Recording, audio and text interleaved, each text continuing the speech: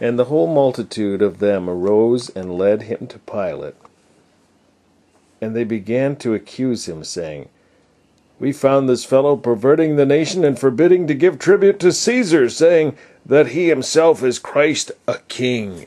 And Pilate asked him, saying, Art thou the king of the Jews? And he answered him and said, Thou sayest it.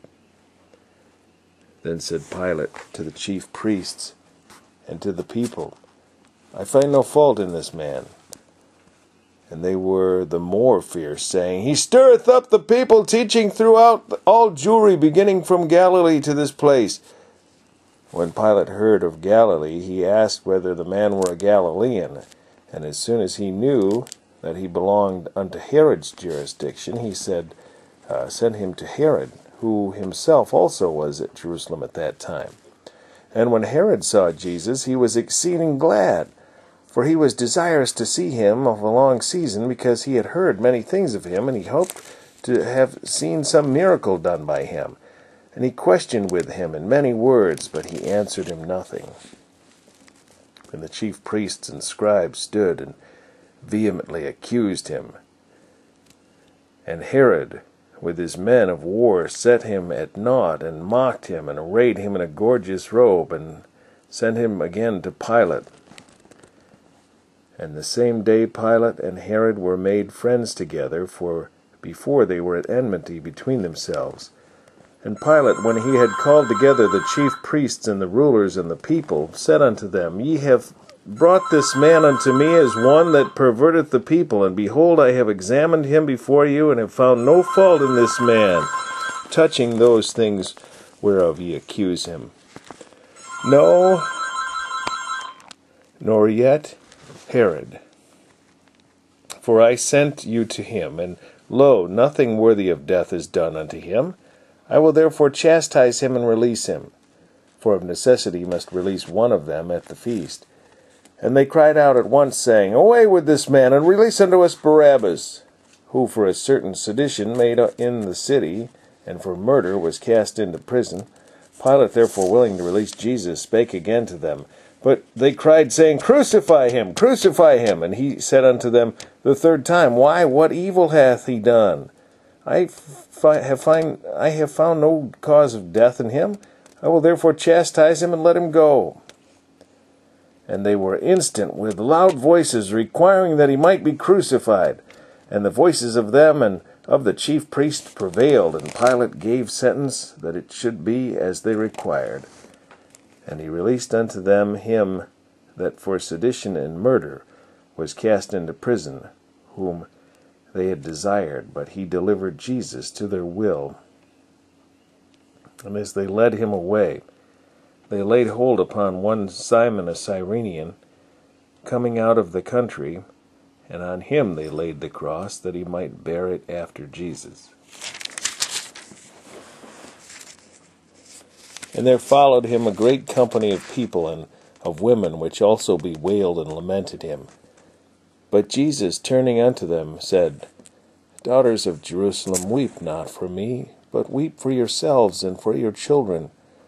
For behold, the days are coming, in the which they shall say, Blessed are the barren, and the wombs that never bare, and the paps which never gave suck. Then shall they begin to say in the mountains, Fall on us, and to the hills, Cover us. For if they do these things in a green tree, what shall be done in the dry?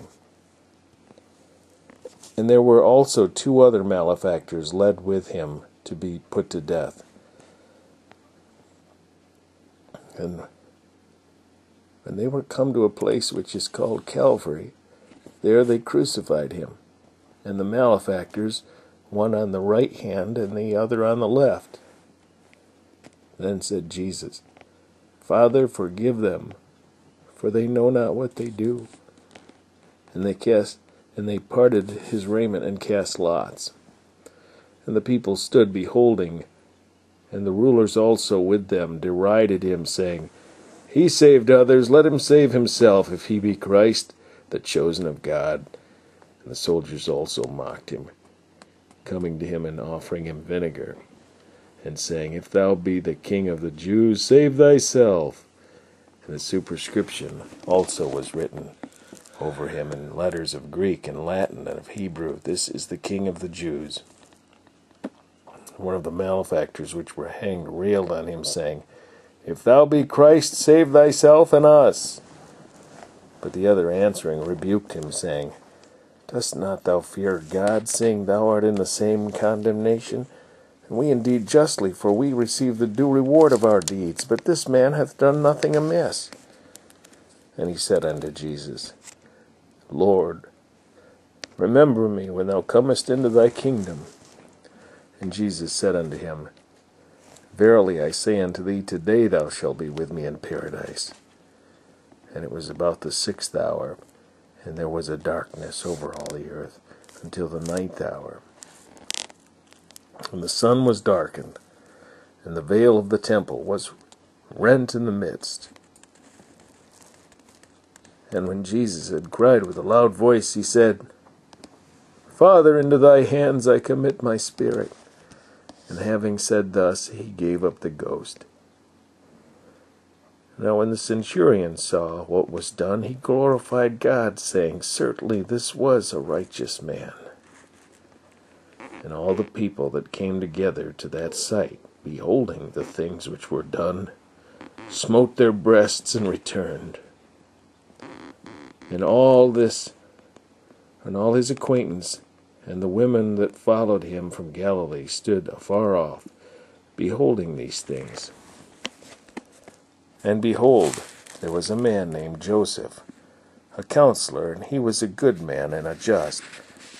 The same had not consented to the counsel and deed of them. He was of Arimathea, a city of the Jews, who also himself waited for the kingdom of God.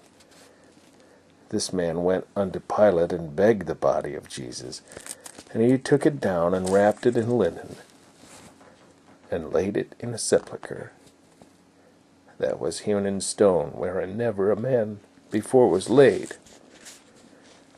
And that day was the preparation of the Sabbath. And that day was the preparation, and the Sabbath drew on. And the women also, which came with him from Galilee, followed after, and beheld the sepulchre and how his body was laid. And they returned and prepared spices and ointments, and rested the Sabbath day according to the commandment.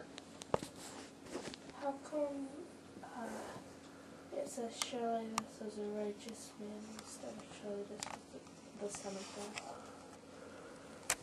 I don't know.